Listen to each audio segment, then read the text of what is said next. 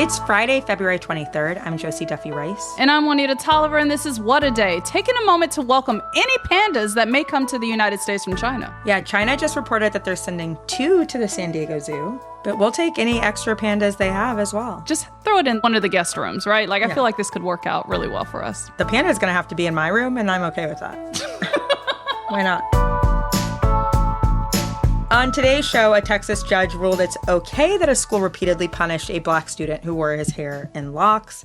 Plus, MyPillow founder Mike Lindell bet $5 million that nobody could prove him wrong about election interference, and now he has to pay $5 million.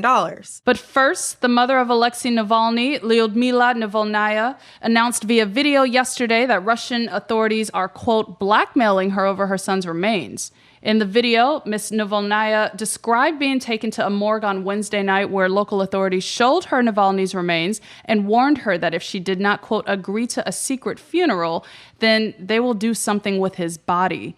She also added, quote, they are setting me conditions on where, when, and how Alexei should be buried. And, quote, I want those of you who valued Alexei and take his death as a personal tragedy to have the chance to say farewell to him.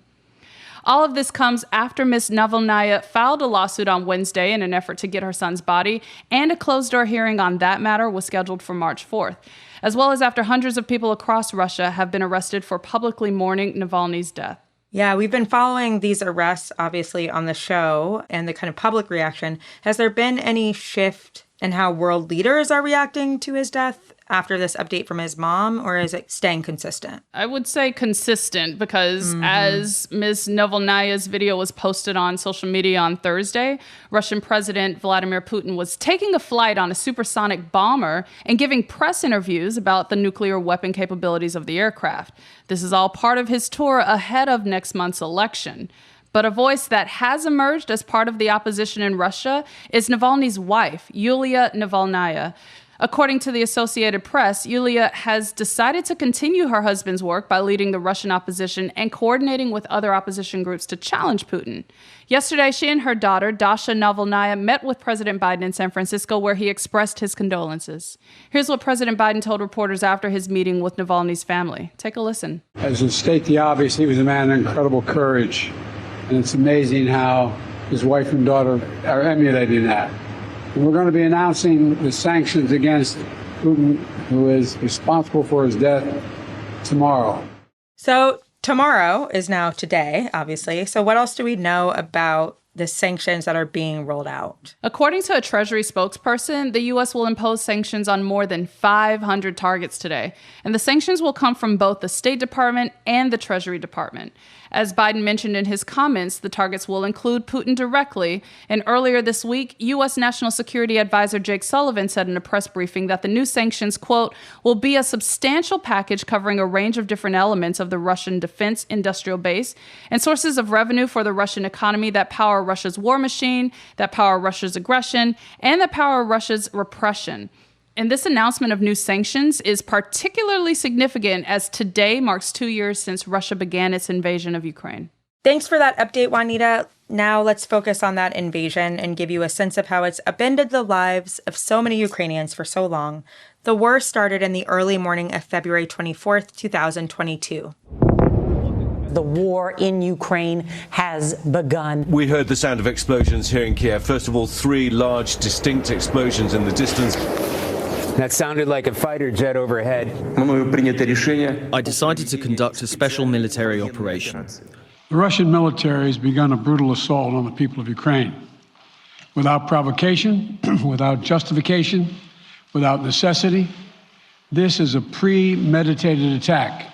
It's been this very long, brutal fight that continues to this day. And in those 2 years, the UN says nearly 6.5 million Ukrainians have fled the country and are now refugees. And we wanted you to meet one of them who lives in Poland. Her name is Daria Kristenko.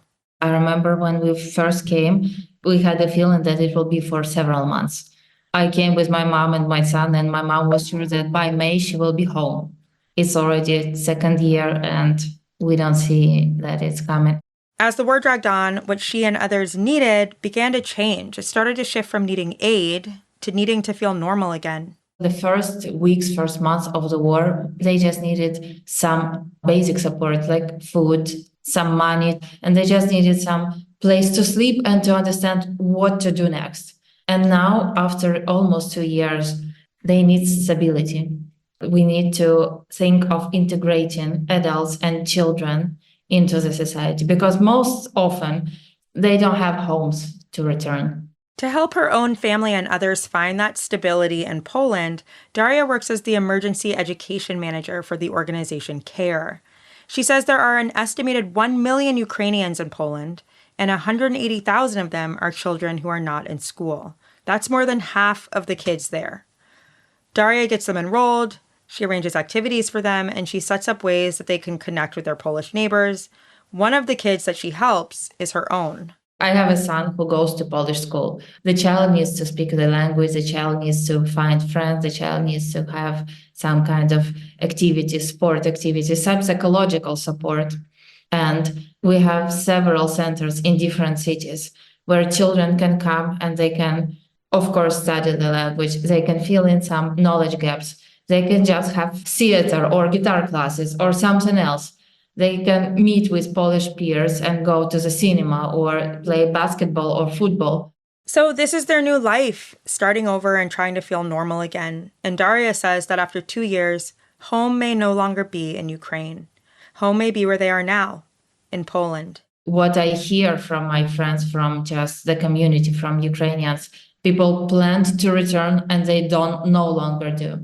You know, for many people who have settled in, who have sent their children to school, who have found some kind of stability, some kind of work opportunities, it's been for 2 years. This is difficult to leave it all and to start from scratch, even though in your own country, but it will be starting from scratch again. I should be just honest and to say that this is what our life is now.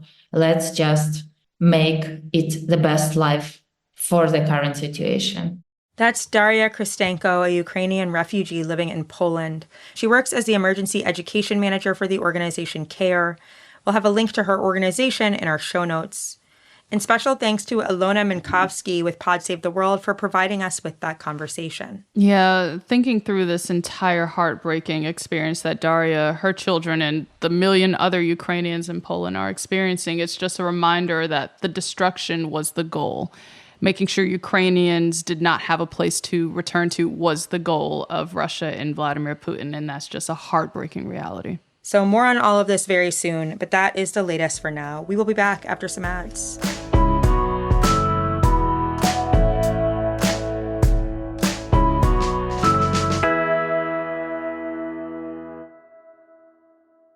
Academy Award winner Kate Winslet stars in the new HBO original limited series, The Regime. Within the walls of her palace, the charming and terrifying Chancellor, played by Winslet, becomes increasingly paranoid and delusional. With her nation on the verge of greatness, she will stop at nothing to prove her worth on the world stage or end up an international disaster. From executive producers of Succession, HBO's The Regime premieres March 3rd on Max. Hi there. I'm Liza Powell O'Brien, and I'm a writer, a reader, and the wife of someone you may have heard of. And I'm here to tell you about the newest season of my podcast for Team Coco, Significant Others. Each week, we tell stories you may not know about a person you probably do, like Benedict Arnold, whose wife Peggy may be the reason he almost succeeded in betraying his country. Look for Significant Others wherever you get your podcasts. With my busy life, I use Shipt same-day delivery to keep up. When I need a jar of extra creamy peanut butter delivered, I know my personal shopper Amber will come through. And if it's not on the shelf, she asks them to check the back. Shipt, delight in every delivery. Learn more at Shipt.com. Let's get to some headlines. Headlines. A mosque was razed and several homes destroyed in the southern Gazan city of Rafah amid bombings carried out by Israeli forces yesterday. At least 97 people were killed and 130 wounded in the attacks, according to Gaza's health ministry. Hundreds of thousands of Palestinians are seeking refuge in Rafah, but the city is still bracing for a potential ground invasion by Israeli forces. A ceasefire could forestall that invasion, and Israeli media is reporting that Israel will send negotiators to Paris today for truce talks with the U.S., Qatar, and Egypt. Zooming out to examine the devastating cost of the war in Gaza so far, more than 29,000 Palestinians are dead and 69,000 injured or missing, according to Palestinian Health Authority. And an estimated 85,000 more Palestinians could be dead in 6 months if the war continues at this pace, according to calculations made by a group called Gaza Projections. It's no wonder that this week the Director General of the World Health Program called Gaza, quote, a death zone. Our country continues to restrict the acceptable ways that kids can exist, with a Texas judge ruling yesterday that it was okay for a high school in the state to suspend a black student for wearing his hair in locks. The student is 18-year-old Daryl George, and since last August, he has been subject to disciplinary action and not been able to attend his regular classes because of his hairstyle, which he says he adopted as an expression of his cultural heritage. Administrators at Georgia schools say his locks violate their dress code's restriction on hair length for boys. And according to yesterday's ruling, the state's Crown Act does not offer George any protection, even though it says that a school district, quote, may not discriminate against a hair texture or protective hairstyle commonly or historically associated with race. This outcome is shocking and also very not shocking at the same time, but the legal battle isn't over because George's lawyers said they would appeal. George and his mother have also filed a federal civil rights lawsuit against school officials and Texas state leaders. Here's George speaking ahead of the decision yesterday. It just makes me feel angry, very angry, that, you know, throughout all these years, throughout all the fighting for the black history that we've already done, we still have to do this again and again and again. Is ridiculous. It is so ridiculous, and I appreciate Daryl and his family for not letting this go, for not just cutting his hair off like we've seen, sadly, tragically, other black students have to do in the moment. And I appreciate Daryl and his family standing on this, but I'm also mourning the loss that Daryl's probably experiencing from his educational experience and how this truly upends his life. The idea that his hair could be more of a disruption than keeping a child out of school for 6 months. Imagine. It really is so crazy. 2 more IVF clinics in Alabama announced a pause in services yesterday, citing concerns about the state's Supreme Court ruling that defines frozen embryos as children. Alabama Fertility and the Center for Reproductive Medicine at Mobile Infirmary both put out statements saying that they're working hard to find answers about what the ruling means for IVF patients and embryologists. But in the meantime, they have to put patient care on hold. Megan Cole, an Alabama fertility patient, told NBC News on Thursday that her surrogate was set to receive one of her embryos today, but her doctor canceled the appointment at the last minute. She said, quote, I thought it was going to be one of the best days of our lives, and now we're just devastated. I feel like this is one of what will be hundreds of personal stories about people trying to have children and not being able to because of this ruling. And it really doesn't help when you have a senator like Tommy Tuberville saying, we need more kids, we want more kids. Right. And not realizing that IVF is a way that a lot of families have children. Right. This comes just one day after the University of Alabama at Birmingham, the state's largest healthcare provider, paused IVF treatments, citing legal concerns. In other reproductive rights news, Planned Parenthood of Wisconsin filed a petition yesterday asking their state Supreme Court to throw out an abortion law from 1849 as unconstitutional. This is the second time the 175-year-old law has been challenged since the overturning of Roe v. Wade. The High Court has yet to take up the case, but abortion advocates hope that the court's new liberal majority will side with them so they can challenge other abortion restrictions in the state. And this is your daily reminder that state and local elections matter a whole lot, because this election happened in 2023 for the Wisconsin Supreme Court. And if that didn't have a positive outcome and get the liberal majority on the court, this might be a whole different story. Yep. And wrapping up with some good news, keep your eyes peeled for possible discounts on the MyPillow website. Conservative bedding magnate and election denier Mike Lindell has been ordered to pay out $5 million by a federal judge. And he's going to need to find that money somewhere.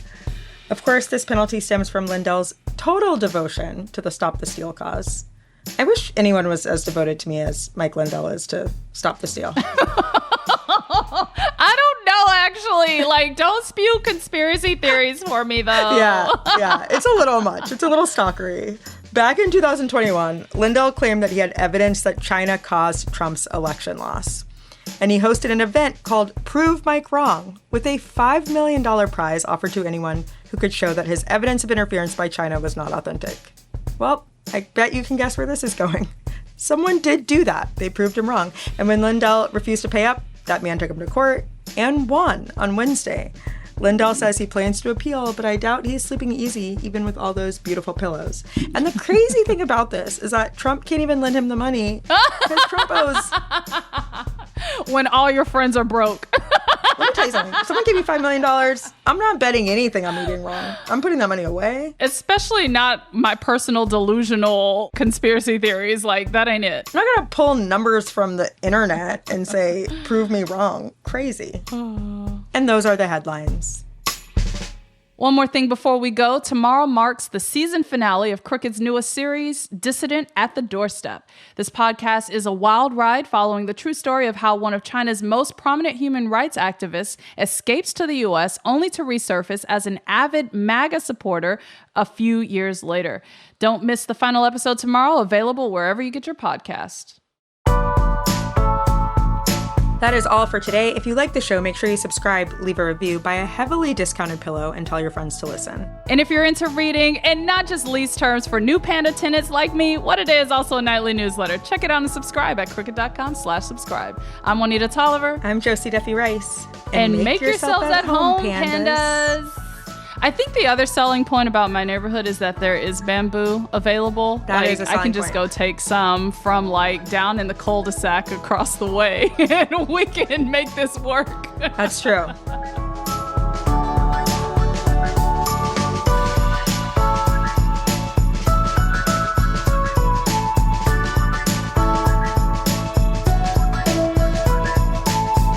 What A Day is a production of Crooked Media.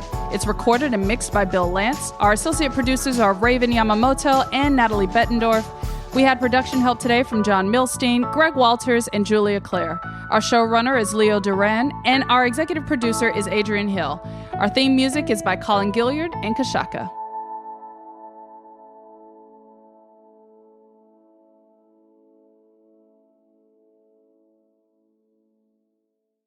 As a chef and a restaurant owner, I'm as meticulous about my cookware as I am about my ingredients. That's why I love Made in Cookware. Each pan they make isn't just designed to perform, it's crafted to last. As a mom, I love that I can trust Made In. It's made from the world's finest materials, so I can feel good about what I'm feeding my family.